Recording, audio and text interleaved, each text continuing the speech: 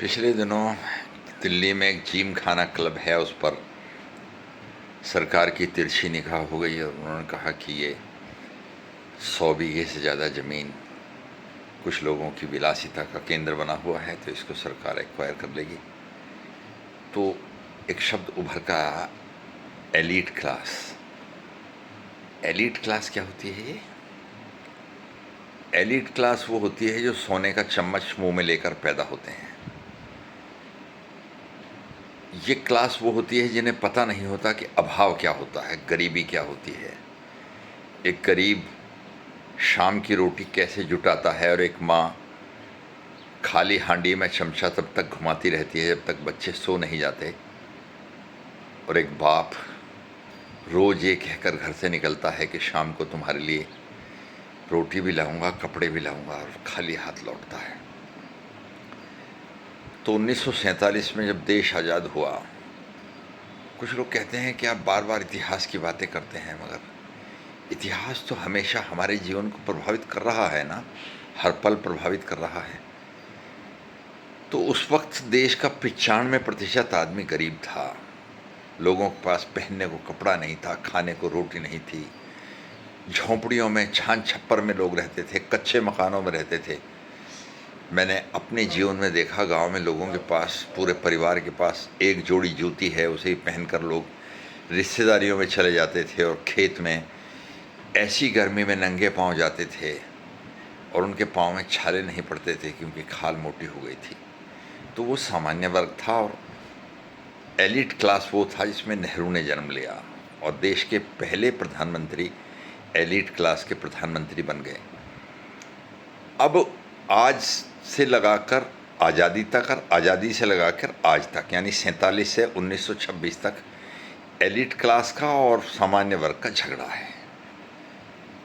ये भारत का दुर्भाग्य है कि पहले दिन से ही भारत की राजनीति पर, भारत की सत्ता पर एलिट क्लास का कब्जा हो गया था। पंडित जवाहरलाल नेहरू 17 साल तक देश के प्रधानमंत्री रहे, और उसके बाद थोड़े दिन के लिए एक आम आदमी, एक गरीब आदमी जो तैर कर नदी पार करके स्कूल जाता था, लाल बहादुर शास्त्री, वो भारत के प्रधानमंत्री बने। उन्होंने गरीब के दर्द को समझा। वे जानते थे कि गरीब कैसे अपना जीवन व्यतीत करता है। मगर जल्दी ही दोबारा एलिट क्लास की श्रीमती इंदिरा गांधी, जिनके पांव ज़मीन पर पड़ते थे तो चाटुकार अपनी पलकें बिछा देते थे, ऐसी इंदिरा गांधी दोबारा सत्ता में आ गई। एक बार फिर सामान्य वर्ग हार गया, एलिट क्लास जीत गया, और देश पर फिर एलिट क्लास का कब्जा हो गया। अब अगर मैं बात करूं 1947 से लगाकर 2026 तक की, तो बार बार सामान्य वर्ग के व्यक्ति देश की जनता के द्वारा, या लोगों की भावनाओं के द्वारा, या अपने पराक्रम परिश्रम के द्वारा, अपने सिद्धांतों के द्वारा सत्ता के केंद्र तक पहुंचते रहे। लाल बहादुर शास्त्री के बाद चौधरी चरण सिंह ऐसे व्यक्ति थे जो सामान्य वर्ग से आते थे। मोरारजी देसाई भी ऐसे व्यक्ति थे जो सामान्य वर्ग से आते थे। चंद्रशेखर भी कोई बहुत बड़े, हालांकि राजपूत थे और बलिया के, मगर बहुत बड़े वर्ग के व्यक्ति नहीं थे। तो सामान्य वर्ग के व्यक्ति आते रहे, मगर बहुत जल्दी उन्हें एलिट क्लास ने उखाड़ कर फेंक दिया। उनके पास संसाधन थे, उनके पास पैसा था, उनके पास सारे मीडिया पर कब्जा था, उनके पास अंतर्राष्ट्रीय संबंधों से सहायता मिलती थी। तो फिर एलिट क्लास का कब्जा हो गया। मनमोहन सिंह जैसे लोग, जिनके अंतर्राष्ट्रीय संबंध थे, और सोनिया गांधी की मेहरबानी थी। सोनिया गांधी एलिट क्लास का एक जीता जागता उदाहरण। भारत में आने के बाद तो ख़ास तौर पर बड़े बड़े क्लब, अंतर्राष्ट्रीय यात्राएं चार्टर्ड विमानों में, और सेना के बड़े पोत में पिकनिक मनाना। सैनिक, भारत के जो सैनिक बड़े बड़े कमांडर हैं, वो सेवा कर रहे हैं, अंग्रेज़ी शराब की बोतलें खुल रही हैं, साथ में इटली के आए हुए दोस्त भी वहाँ अय्याशी कर रहे हैं। तो वो एलिट क्लास का फिर कब्जा हो गया। अब 2014 में एक अत्यंत सामान्य वर्ग का व्यक्ति नरेंद्र मोदी के रूप में देश की जनता के सहयोग से, उनकी भावनाओं से, उनकी कष्ट से, उनकी यातना झेली जो उन्होंने, उसके कारण दोबारा सत्ता पर काबिज हो गया। तो अब एलिट क्लास तो बहुत परेशान हो गई। तरह तरह के षड्यंत्र पहले दिन से ही शुरू हो गए। आपको याद होगा कि कर्नाटक के किसान आकर धरना दिया उन्होंने, और अपने लंच बॉक्स में मेंढक दिखाते थे कि हम तो मेंढक खाकर गुजारा कर रहे हैं। एक हैदराबाद के एक छात्र ने सुसाइड कर लिया, रोहित वेमुला। उसने मरते मरते भी लिखा कि मैं अपने संगठन से परेशान होकर जा रहा हूँ, मगर उसे बताया कि दलितों पर अत्याचार करने के कारण। और इंतहा तो तब हो गई जब विदेशों में कष्ट झेल रहे हिंदुओं को भारत में शरण देने के लिए CAA लाया गया, तो शाहीन बाग में धरना देकर लोग बैठ गए। और ये एलिट क्लास वाले लोग उनको बिरयानी खिला रहे थे, उनकी छाए का इंतजाम कर रहे थे, उनकी चारों तरफ कूलर लगा रहे थे। उनका कहना तो हमेशा ये होता है ना कि आप किसी तरह सत्ता हमें दिलवा दो और हमें मौज करें, अय्याशी करें, विलासिता करें। और उसके बाद एक फर्जी किसान आंदोलन, हलवे बांटे जा रहे हैं, ड्राई फ्रूट का वितरण हो रहा है, महंगी शराब का वितरण हो रहा है, एयर कंडीशन टेंट लगाए जा रहे हैं। और वहाँ खालसा एड का टेंट लगा हुआ है खुल्लम खुल्ला, और खालसा एड के कोई राजिंदर सिंह विदेश में बैठकर पैसा इकट्ठा कर रहे हैं और 5 करोड़ रुपए वहाँ भेज रहे हैं कि आप विलासिता करो और यहाँ बैठे रहो। और वो कथित किसान आंदोलन के निहंग 26 जनवरी के दिन तलवार भांजते हुए दिल्ली की सड़कों पर घूम रहे थे, पुलिस वालों पर हमला कर रहे थे।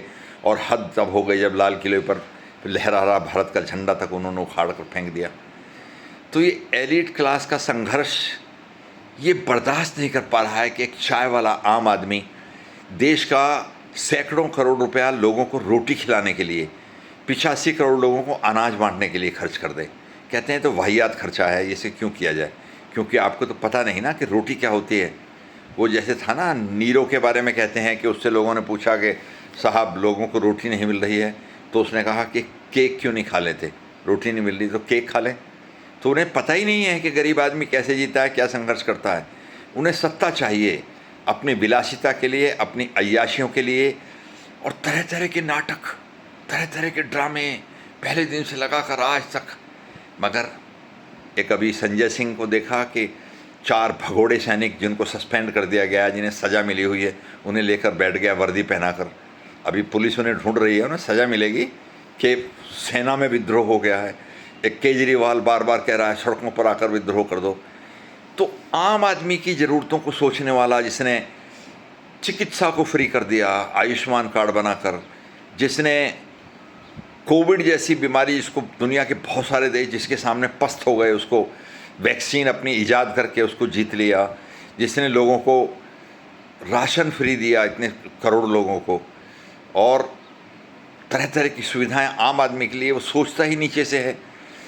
सड़कों को, विश्वविद्यालयों को, यूनिवर्सिटीज़ को छोड़ दीजिए, हॉस्पिटल्स को छोड़ दीजिए, मगर जो नीचे का आदमी है, तो वो जो एलिट क्लास है, जिसको जिम खाना क्लब बंद होने से परेशानी है, वो उसका कहना ये है कि ये सब चीज़ें बंद करो ना, इन सब की ज़रूरत नहीं है। ये चाय वाला हमारे ऊपर राज करेगा, हटाओ चाय वाले को कैसे भी करके हटाओ।